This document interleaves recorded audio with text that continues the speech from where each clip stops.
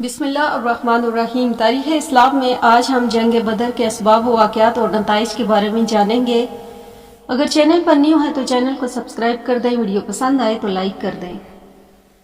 تو جانتے ہیں جنگ بدر کے اسباب کیا ہیں۔ جب سے مسلمانوں نے مدینے میں پناہ لی تھی، کفار مکہ مسلسل اس کوشش میں تھے کہ کسی طرح مسلمانوں کو شہر سے نکلوا دیا جائے۔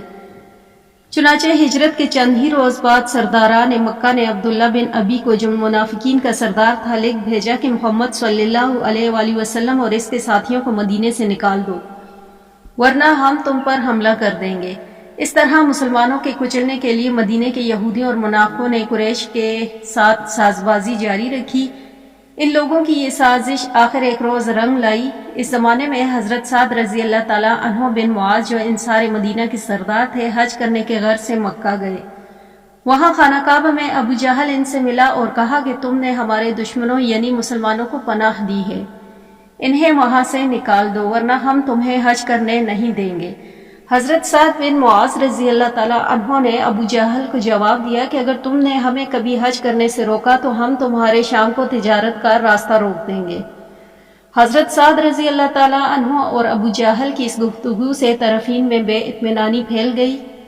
نیز مدینہ شریف میں مسلمانوں کے یکجا ہونے سے کفار مکہ کے دلوں میں یہ احساس پیدا ہو گیا تھا کہ کہیں باہمی ٹکراؤ کی صورت میں مسلمان اس تجارتی شاہراہوں پر قابض نہ ہو جائیں جو یمن سے شام کی طرف ساحل بحر احمر کے ساتھ ساتھ چلتی ہیں، اور جس کے دفاعی تحفظ میں قریش اور دوسرے بڑے بڑے مشرک قبائل کے اقتصادی خوشحالی کے دار و مدار تھا۔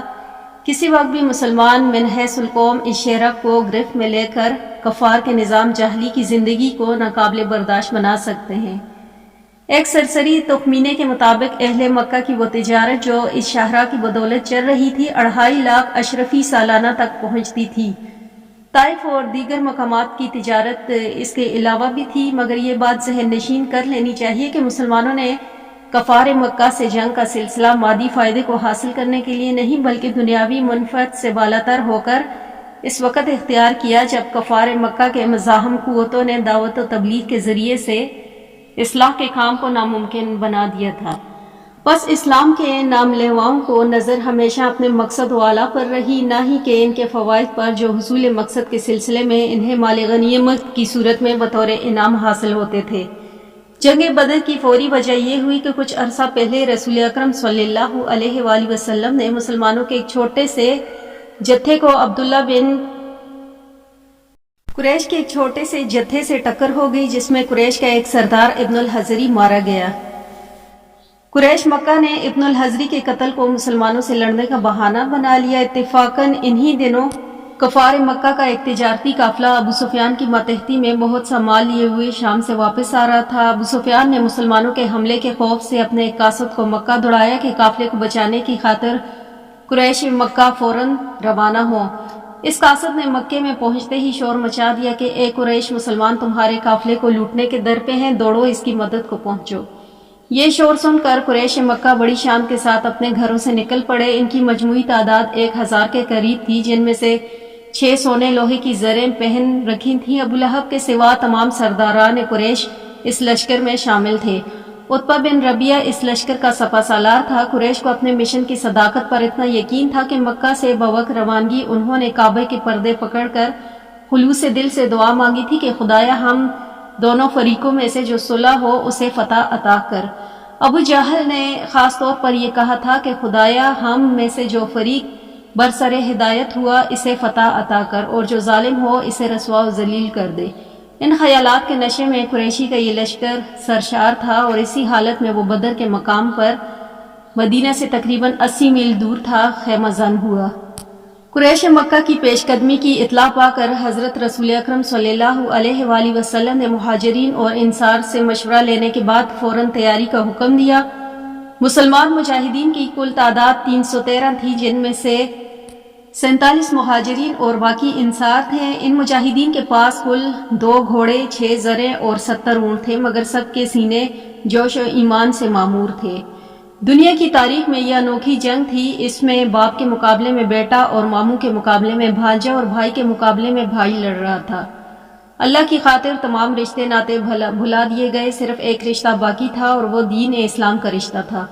دراصل یہ ایک امتحان تھا جو باری تعالیٰ اپنے حبیب حضرت محمد مصطفیٰ صلی اللہ علیہ وآلہ وسلم کے پیرووں سے لے رہا تھا۔ اس سے پہلے ایسے ہی ایک امتحان حضرت ابراہیم علیہ السلام اور ان کے فرزند اسماعیل علیہ السلام سے بھی لیا گیا تھا، جبکہ رویائے صادقہ میں حضرت ابراہیم علیہ السلام کو اللہ تعالیٰ کی خاطر حضرت اسماعیل علیہ السلام کو ذبح کرنے کی تاکید کی گئی تھی۔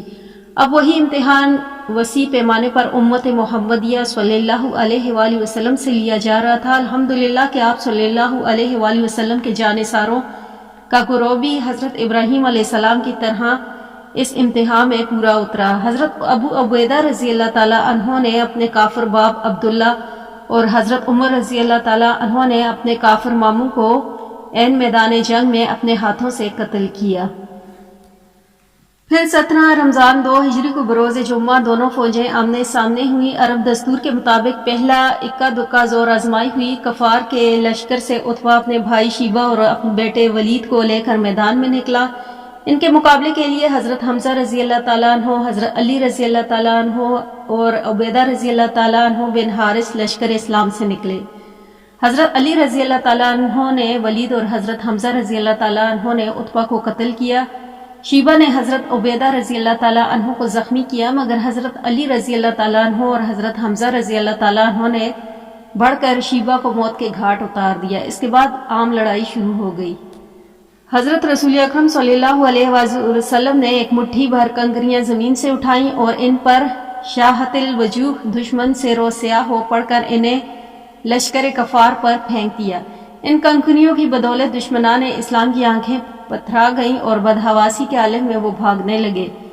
کفار کے بڑے سردار ابو جہل کو 2 انصار سپاہیوں معاذ رضی اللہ تعالیٰ عنہ اور واؤز رضی اللہ تعالیٰ عنہ نے قتل کر دیا۔ ابو جہل کے مارے جانے سے کافروں کو شکست ہوئی۔ ان کے 70 آدمی مارے گئے، 70 گرفتار ہوئے اور باقی مکہ کی طرف بھاگ گئے۔ مسلمانوں کے صرف 14 آدمی شہید ہوئے، جن میں سے 6 مہاجر اور 8 انصار تھے۔ اسیران جنگ کے ساتھ آپ صلی اللہ علیہ وآلہ وسلم نے بہترین سلوک کیا۔ مالدار قیدیوں سے فدیہ لے کر انہیں چھوڑ دیا گیا۔ جو غریب قیدی فدیہ نہیں دے سکتے تھے، ان سے کہا کہ اگر وہ مسلمانوں کے 10 بچوں کو پڑھانا سکھا دیں تو انہیں رہا کر دیا جائے گا۔ جنگ بدر کا شمار دنیا کے فیصلہ کن لڑائیوں میں ہوتا ہے، کیونکہ اس لڑائی میں قریش کے نامور سردار عتبہ بن ربیعہ، ابو جہل، شیبہ، امیہ بن خلف وغیرہ مارے گئے تھے۔ ان کے مر جانے سے ان کی اصلی طاقت ٹوٹ گئی، وہ پہلے کی نسبت بہت کمزور پڑ گئے تھے۔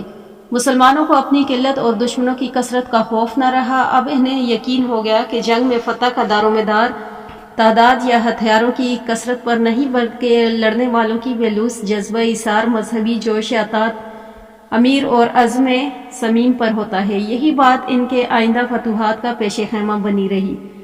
مسلمانوں کی اس فتح سے منافقین مدینہ میں بہت مرعوب ہوئے۔ جنگ بدر سے قبل منافقین مدینہ کا سردار عبداللہ بن ابی مسلمانوں کی علانیہ مخالفت کرتا تھا، مگر جب بدر میں مسلمانوں کی فتح نے اس کے حوصلے پست کر دیے تو اب اسے اعلانیہ مخالفت کی جرات نہ ہوتی تھی۔ البتہ جنگ بدر میں مسلمانوں کی غیر متوقع فتح نے مدینہ کے یہودیوں کی آتش غصب کو بھڑکا دیا۔ اب تک انہیں یہ یقین تھا کہ مٹھی بھر مسلمان کفار مکہ کا مقابلہ نہ کر سکیں گے اور آہستہ آہستہ فنا ہو جائیں گے، لیکن اب انہیں احساس ہو گیا تھا کہ مسلمان ایک ان مٹ طاقت ہے۔ اس پر وہ بہت خفا ہوئے اور مسلمانوں کے ساتھ سابقہ معاہدات کی خلاف ورزی کرنے لگے۔ نیز معرکہ حق و باطل کی بدولت اللہ تعالیٰ کے وعدے کی سچائی سے مسلمانوں کا ایمان اور زیادہ قوی ہو گیا۔ بدر کے جنگی معرکے کے متعلق ایک مغربی محقق نے لکھا ہے کہ بدر سے پہلے اسلام محض ایک مذہب اور ریاست تھا، مگر بدر کے بعد وہ مذہب ریاست بن گیا۔